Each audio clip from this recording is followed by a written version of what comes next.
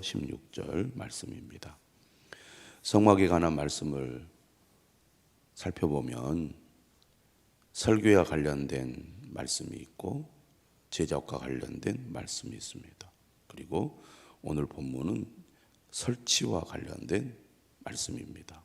그리고 마지막 부분인 내일 말씀은 건설에 관한 말씀이라고 하겠습니다. 똑같은 내용의 말씀이 계속 반복되고 있는 것이 특징이라고 할 수가 있겠는데요. 하나님께서 성막에 대한 설계 내역을 말씀하셨는데 이스라엘 백성들이 반역하고 하나님을 거역했음에도 불구하고 변경이나 조정이 없이 그대로 진행이 되었다는 것. 백성이 저지르는 가장 심각한 반역까지도 하나님께서 뜻하신 목적을 꺾지 못한다는 것을 반복적인 내용을 통하여 확인하게 됩니다. 오늘 말씀을 보니까 하나님께서 모세에게 말씀하시죠. 너는 첫째 달 초하루에 성막 곧 회막을 세우라. 여기서 첫째 달이라는 것은 한 해의 첫째 달을 가리킵니다. 이스라엘 백성들이 애굽에서 나올 때 그 달을 첫째 달로 정했습니다. 그런데 오늘 본문에 첫째 달 초하루에 성막을 세우라는 말씀을 보면 이스라엘 백성들이 애굽에서 나온 지 벌써 1년이 되었다는 얘기죠. 19장 1절에 보면 애굽 땅을 떠난 지 3개월이 되던 날 시내 광야에 도착했다고 기록되어 있습니다. 시내 광야에 이르기까지 3개월이 걸렸고 그리고 성막을 세우는 데까지 9개월이 걸렸다는 겁니다. 모세가 여러 차례 시내산을 올라갔다 내려왔습니다. 40일 동안 시내산에 머무는 경우가 몇 번 있었죠. 그 가운데 반역하고 또 하나님께 징계를 받고 어려움을 겪는 과정도 있었지만 결국 하나님께서 그들을 용서하시고 회복하셔서 성막을 건설하도록 허락하시는데 그동안의 백성들이 성막 건설에 필요한 재료들을 하나님 앞에 바치고 또 그 재료들을 선별해서 성막을 짓는 공사에 들어가고 그리고 그것을 완성하여 모세에게 가지고 와서 검사를 받고 모든 것이 완료되어서 이제 성막을 세울 때가 되었는데 그 기간이 9개월이나 걸렸다는 겁니다. 첫째 달 초하루에 성막 곧 회막을 세우라는 것은 성막 건설이 이스라엘의 새로운 역사의 시작이라는 것을 말해준다고 하겠습니다. 그만큼 성막을 건립하는 것은 이스라엘 백성들에게 매우 중요한 일이었던 것이죠. 하나님께서 머무시는 곳, 하나님께서 임재하여 말씀하시고 용서하시고 동행하시는 이 성막은 이스라엘 백성들에게 매우 중요할 수밖에 없습니다. 이름도 성막이라고 하잖아요. 알고 보면 텐트입니다. 이동형 천막이죠. 그런데 하나님이 임재하시기 때문에 성막이라고 하는 것이고 회막이라는 뜻은 여러 차례 말씀드렸듯이 하나님께서 이스라엘 백성들을 만나는 곳이라는 뜻을 가지고 있습니다. 오늘 본문은 성막 곧 회막이다 이렇게 표현하고 있는데 드디어 성막을 건설하는 것을 이제 완공하고 성막을 이제 세우는, 건립하는 일을 하게 되었다는 것입니다. 그러면서 오늘 본문은 성막이 어떻게 세워져야 하는지 그 위치에 대해서, 각 기구들의 위치에 대해서 정확하게 적시를 하고 있습니다. 성막의 기구들이 함부로 배치되어서는 안 되기 때문에 오늘 본문은 비교적 상세히 각 기구들이 놓여야 할 위치를 적시해 주고 있습니다. 밴드에 제가 다시 공지사항으로 성막 배치도를 올려두었습니다. 여러분들이 참고해서 보시면 도움이 될 겁니다. 3절에 보니까 제일 중요한 것이 증거궤죠. 증거궤를 지성소에 두라는 얘기입니다. 증거궤를 들여놓고 휘장으로 그 궤를 가리도록 하고 있습니다. 성소 제일 깊숙한 곳에 증거궤를 들여놓고 성소를 지성소와 내성소, 지성소와 성소로 구분을 짓는 휘장을 칠하는 것이죠. 그렇게 해서 증거궤를 가리라는 겁니다. 이 증거궤는 1년에 한 번 대제사장이 들어가서 그곳에서 대속죄일에 속죄 제사를 드리게 되죠. 고핫 자손, 레위 지파 중에 고핫 자손이 이동할 때 이 증거궤, 법궤를 운반하는데 채각에 끼워져 있기 때문에 그 채를 들고 운반을 합니다. 그런데 증거궤를 보지 못하도록 몇 겹으로 다 이렇게 쌓게 되거든요. 그래서 함부로 볼 수도 없고 당연히 만질 수도 없게 했습니다. 이제 내성소, 다시 말하면 성소 부분에 상을 들여놓고 그 위에 물품을 진설하고, 여기서 상은 진설병상, 다시 말하면 떡상을 가리킵니다. 두 줄로 6개씩 각 지파의 이름을 따라서 6개의 떡을 진설을 하게 됩니다. 그것이 어느 쪽에 있냐면 동서남북 할 때 북쪽에 있죠. 동서남북 북쪽에 있습니다. 그리고 등잔대를 들여놓아 불을 켜고, 이 등잔대는 남쪽에 있죠. 그리고 5절에 보면 금향단을 증거궤 앞에 두고, 그러니까 지성소와 성소 사이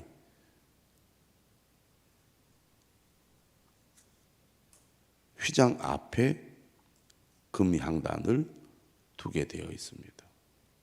그리고 이제 성소 밖으로 나가면 뜰이 있잖아요. 그래서 성소와 뜰 사이에 이제 동쪽 문이 있는 겁니다. 성막문에 휘장을 달아서 제사장만 그 안으로 들어갈 수 있게 하죠. 그리고 이제 뜰로 나오면 뭐가 있습니까?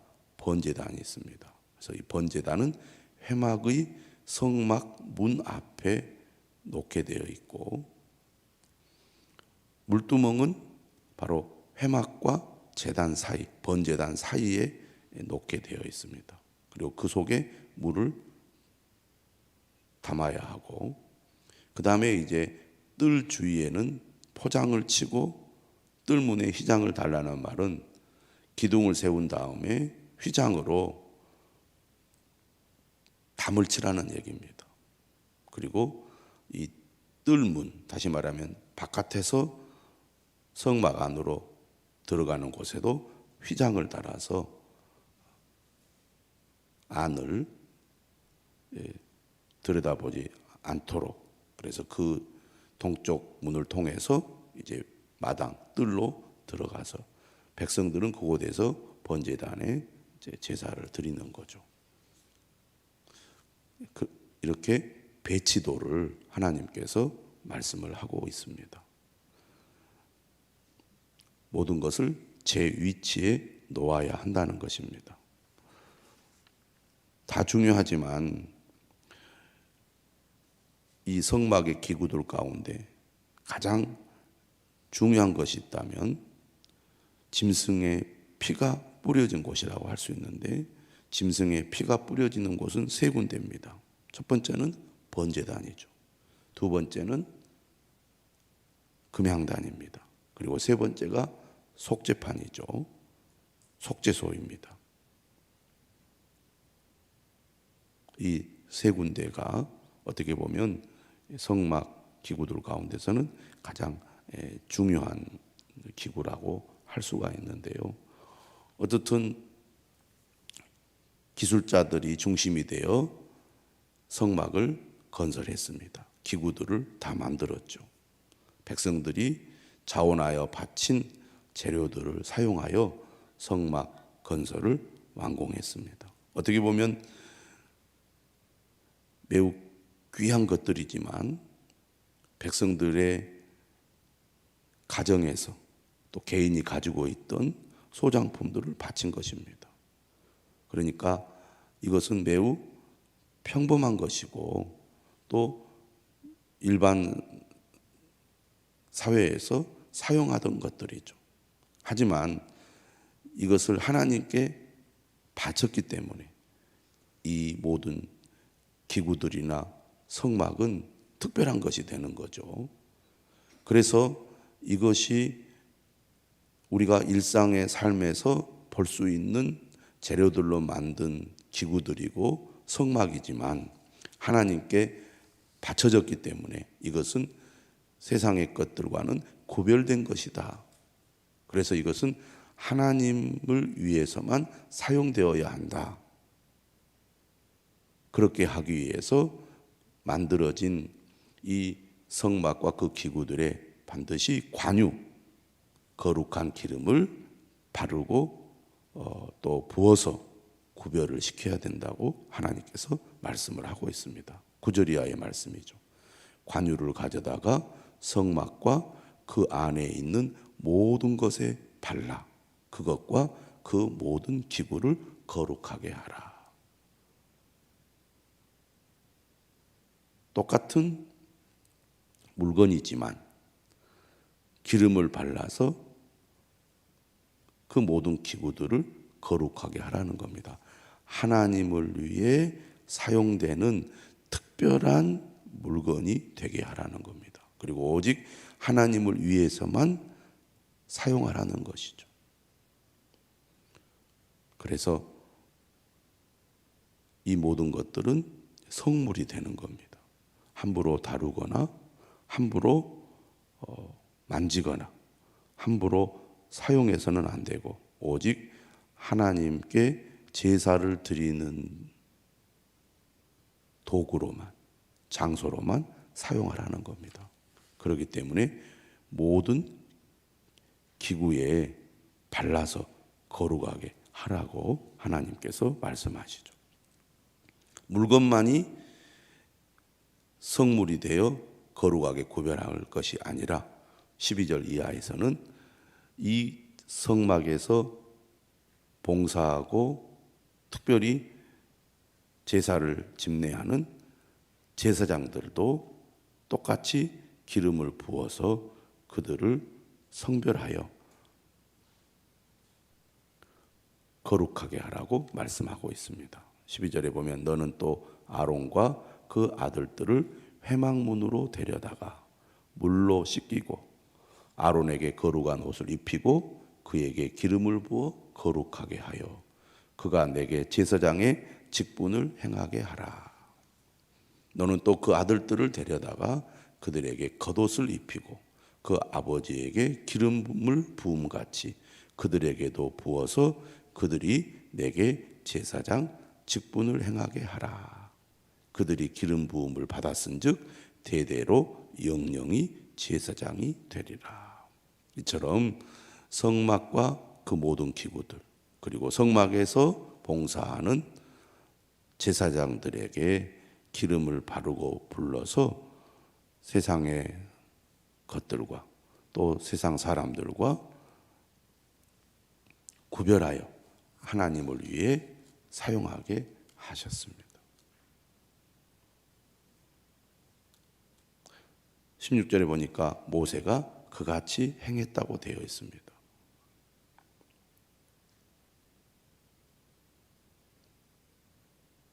제사장 위임식은 레위기에 가면 일주일 동안 하게 되어 있습니다.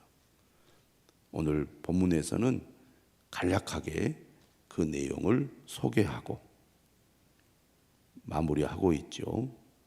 모세가 이 모든 일을 행했는데 16절 끝에 뭐라고 말합니까? 여호와께서 자기에게 명령하신 대로 다 행하였더라. 하나님께서 택한 지도자로서 이스라엘 백성들을 이끌어야 할 모세는 무엇보다도 하나님의 명령에 순종하는 사람이었습니다.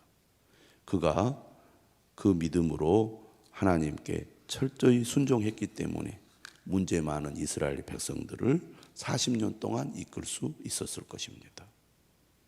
출애굽기는 모세의 순종을 특별히 강조하고 부각하고 있습니다. 하나님을 섬겨야 하는 우리 모두가 본받아야 할 부분이라고 하겠습니다. 모세가 하나님의 명령에 순종하지 않으면 모든 것이 다 어그러지고 말았을 것입니다. 그런데 모세가 철저하게 하나님께서 명령하신 대로 온전히 순종했기 때문에 성막 건설도 완성될 수 있었고, 또 성막을 이제 그 위치에 따라서 제대로 배치할 수도 있었을 뿐만 아니라 문제 많은 제사장 집안인 아론의 가족들 역시 제사장의 직분을 맡아서 수행할 수 있었을 것입니다. 오늘 우리도 모세처럼 하나님의 명령에 온전히 순종함으로 나로 인하여 우리 가족이, 나로 인하여 또 우리 교회가 하나님의 사명을 잘 감당할 수 있어야 할 것입니다. 내 생각대로 내 멋대로 하지 않고 꼼꼼하게 순종하는 모세의 그 순종을 우리가 본받아야 되겠죠. 특별히 오늘 본문에서 우리가 주목해야 될 부분이 있다면, 첫째는 하나님께서 원하시는 대로 위치를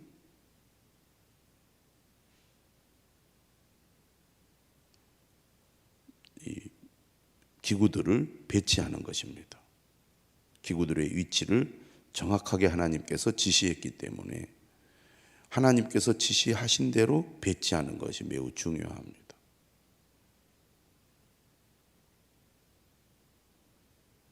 위치를 정확하게 하나님께서 정하시고 배치하도록 명령하셨다는 것은 그 위치가 가지고 있는 의미가 있다는 것이죠.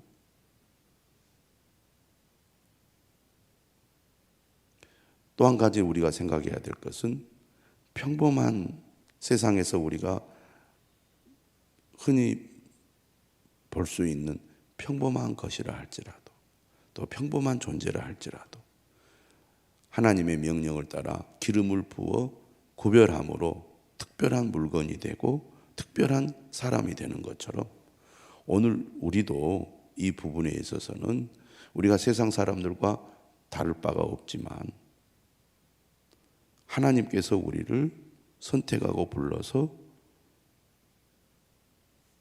특별한 존재가 되게 하지 않았습니까? 우리를 성별하셨기 때문에 우리 역시 하나님 앞에 거룩한 존재가 되고 하나님 앞에 쓰임받는 존재가 되었다는 것, 이것을 우리가 오늘 말씀을 통해서 다시 한번 분명히 해야 할 것입니다. 하나님 나라를 위해 우리를 부르셨고 우리를 구별하셔서 하나님 나라를 위해 일하도록 하셨기 때문에 우리는 하나님의 목적에 따라 살아갈 때 우리가 더욱 빛이 나는 삶이 될 것입니다. 토요일 아침 하나님의 말씀을 따라 순종하는 모세처럼 오늘 우리도 하나님께 순종하겠다는 결심을 다시 한번 하시기를 바랍니다. 또 우리를 하나님께서 구별하셔서 하나님의 사람으로 세워주셨다는 것을 기억하고 하나님 앞에 온전히 쓰임받는 우리 모두가 되어야 할 것입니다. 기도하겠습니다.